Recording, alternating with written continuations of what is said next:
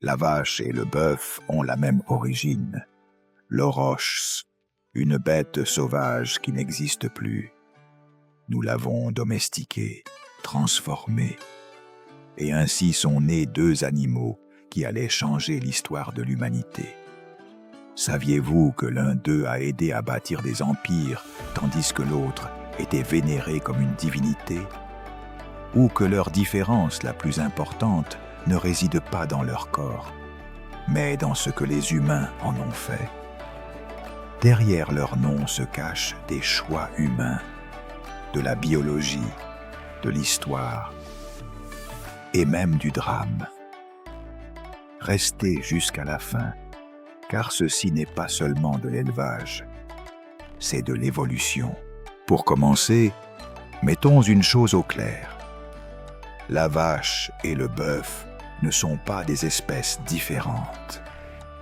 Tous deux appartiennent à l'espèce Bos taurus, mais ce qui les sépare est bien plus profond. Une vache est une femelle adulte qui a eu au moins un veau, tandis que le bœuf est un mâle castré qui a été dressé en général pour des travaux de force. Cette différence hormonale et fonctionnelle ouvre déjà un large fossé dans leur comportement et leur morphologie. Le bœuf est généralement beaucoup plus robuste et musclé, surtout à l'avant-train, puisqu'il a été sélectionné pour tirer des charges et travailler au champ. Les vaches, en revanche, présentent un gabarit plus équilibré et des pilles développées pour la production de lait. Le cou du bœuf est plus court et très musclé, en raison du travail de traction et de charge.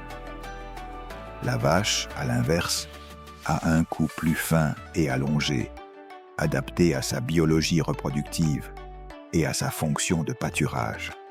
C'est un bon indice physique pour les distinguer visuellement. Bien que, très souvent, les bœufs aient des cornes plus courtes et plus épaisses en raison de la castration et de l'usage au travail, il existe des races et des individus capables de développer de grandes cornes spectaculaires, tout comme les vaches.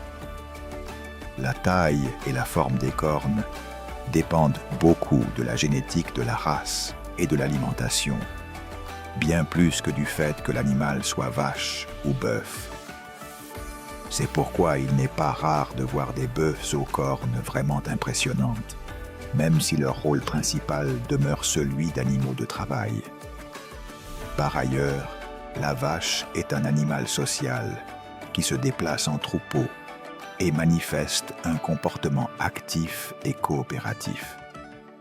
Le bœuf, du fait de la castration, devient plus docile et calme, idéal pour être manipulé par l'être humain dans les tâches agricoles. Lorsqu'on castre un taureau pour en faire un bœuf, son corps subit un changement majeur. La production de testostérone chute fortement. Cela influe directement sur son comportement, le rendant plus calme et moins agressif. De plus, la libération de phéromones et d'odeurs qui attirent les vaches diminue, si bien que le bœuf perd de l'intérêt pour l'accouplement et se montre aussi moins conflictuel avec les autres mâles. C'est pourquoi ce sont des animaux bien plus faciles à gérer au champ. Depuis plus de 10 000 ans, l'être humain a domestiqué l'oros sauvage, ancêtre commun des vaches et des bœufs. Et depuis lors, l'histoire de chacun a pris des chemins très différents. La vache a été considérée comme une source de nourriture dans presque toutes les cultures, lait, viande et cuir. Les vaches laitières modernes sont le résultat de siècles de sélection, visant à maximiser la production. D'un autre côté, le bœuf fut le moteur agricole du monde antique. En Mésopotamie, en Égypte, en Chine et en Europe, les bœufs étaient indispensables pour labourer la terre, déplacer des charges lourdes et même tirer des chars en temps de guerre. Littéralement, Ils furent la colonne vertébrale du développement agricole. Dans l'Égypte antique, le bœuf n'était pas seulement un animal de trait, c'était la force silencieuse, la patience incarnée, et surtout un pilier essentiel du monde agricole. Alors que le Nil réglait le rythme de l'année par ses crues, les Égyptiens comptaient sur le bœuf pour travailler la terre fertile que le fleuve laissait derrière lui. Castré pour le rendre plus docile et plus endurant, cet animal supportait de longues journées à labourer les champs sans plainte, sans repos. Mais sa valeur allait bien au-delà du labeur physique. Dans certaines représentations de la déesse Isis, symbole de fertilité et de renouveau, apparaissent 3 têtes de bœuf. Ce n'est pas un hasard. Chacune d'elles représentait un moment clé du cycle agricole: la crue, les semailles et la récolte. Ainsi, le bœuf devint un symbole du temps sacré, de l'ordre naturel qui régissait la vie et la mort, la disette et l'abondance. Tous deux sont des ruminants, ce qui signifie qu'ils possèdent un système digestif complexe avec 4 compartiments qui leur permet de fermenter et de décomposer la cellulose des herbages. Ils mangent de l'herbe, du foin et du pâturage. Mais voici une nuance intéressante. Comme les bœufs travaillaient pendant la journée, ils avaient généralement des rations plus contrôlées et plus énergétiques, adaptées à leur niveau d'activité physique. Les vaches, en revanche, suivent une alimentation orientée vers le maintien de la lactation et une production de lait constante. Dans certaines cultures anciennes, on donnait même de la bière ou des bouillies fermentées aux bœufs avant les travaux pénibles pour augmenter leur énergie.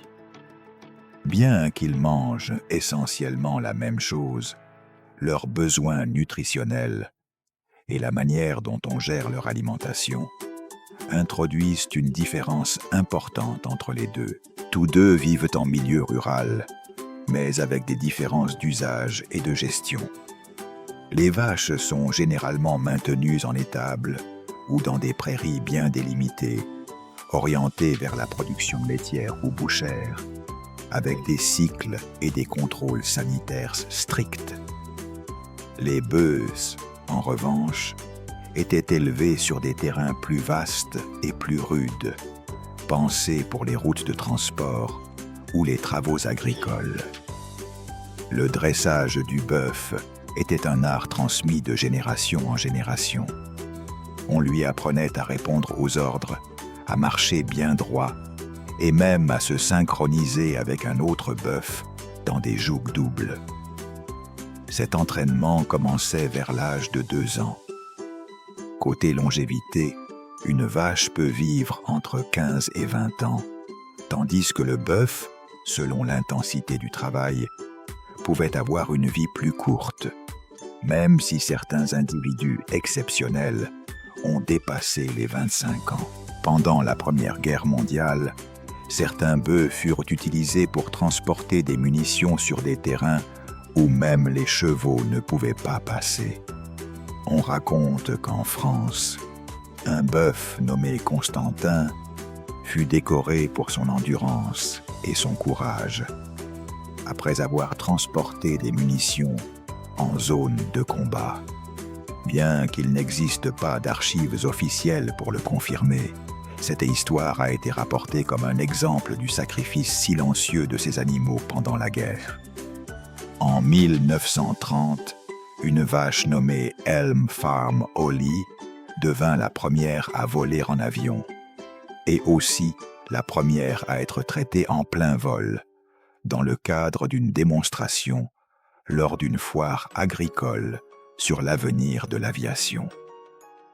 Le bœuf de race Chianina, originaire d'Italie, fut l'un des plus grands animaux domestiqués de l'histoire, avec des individus atteignant 1,80 m de hauteur et 1600 kilos.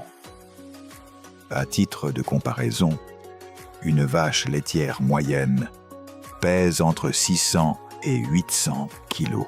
En Espagne, les bœufs ne sont pas seulement des animaux de travail, ce sont des symboles vivants de dévotion, de culture et d'enracinement populaire. L'un des meilleurs exemples est la Romería del Rocío, en Andalousie, l'un des pèlerinages religieux les plus fréquentés d'Europe. Lors de cette fête, des charrettes décorées de fleurs, d'oriflammes et d'images saintes sont tirées par des bœufs soigneusement sélectionnés, guidés par des conducteurs de joug expérimentés qui perpétuent une tradition centenaire. Ces bœufs sont traités avec un respect quasi cérémoniel. On les entraîne pendant des mois, on les pare de colliers ornés et ils avancent en procession au rythme des tambours et des chants flamencos.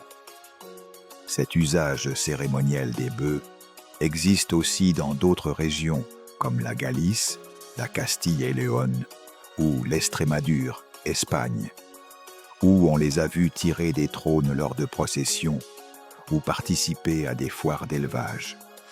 Alors, quelle est sa vraie différence entre une vache et un bœuf? Au-delà de leur corps, la grande différence réside dans le rôle que les humains leur ont assigné. L'une représente la nutrition, l'autre incarne la force. L'une est symbole de fertilité, l'autre de travail infatigable. Bien qu'ils passent souvent inaperçus, la vache comme le bœuf ont été des piliers fondamentaux de l'histoire humaine. La prochaine fois que vous enverrez un paître ou travaillez au champ, souvenez-vous que vous regardez bien plus que des animaux. Vous contemplez une part vivante de notre histoire. Si ce voyage vous a plu, mettez un like, abonnez-vous et rejoignez-nous pour découvrir ensemble d'autres secrets du monde animal sauvage. À la prochaine!